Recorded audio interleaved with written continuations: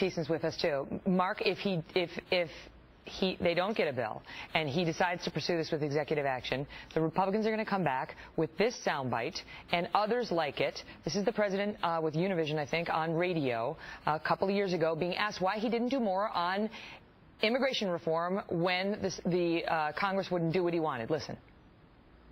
You know, we live in a democracy. We don't live in a monarchy. I'm not the king. I'm the president.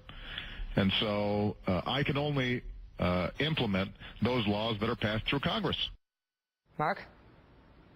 That's the most ironic quote of all. I mean, if you look at his actions on Obamacare and all these other bills, I mean, this is not a president who seems to be very constrained by what Congress passes.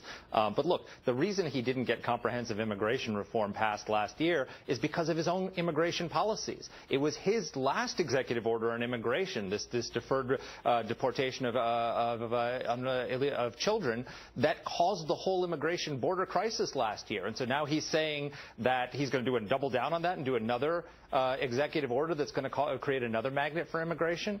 I mean, I think we have a president who's in denial here, Megyn. This is a guy who thinks he's got a 2/3 of the country's silent majority, as if 2/3 of the voters not showing up to vote for Democratic candidates is some sort of an endorsement. He doesn't have popular support for what he is doing. If this was so popular, if this represented the will of the American people, why didn't he do this last year before the elections? Why did he wait until after the elections? Why didn't he sign this executive order last summer and have every Democrat run on it? Because the Democrats came to him and said, don't do this. This is incredibly unpopular, and we're going to lose the because of it. So that's why he didn't do it. And the result is they lost the Senate anyway. So now he has nothing to lose. So why is he doing it? Just because he thinks it's the right thing to do and he doesn't care about the legal fallout or political? I think because he's trying to placate his base. I think he's less concerned with governing than he is with gaining political advantage. And you can see this even in what he's doing right now. Like he's saying if you don't pass it in the next 6 weeks, no realistic person thinks he's going to pass it. The Congress is going to pass comprehensive immigration reform in the next 6 weeks. So why is he waiting 6 weeks?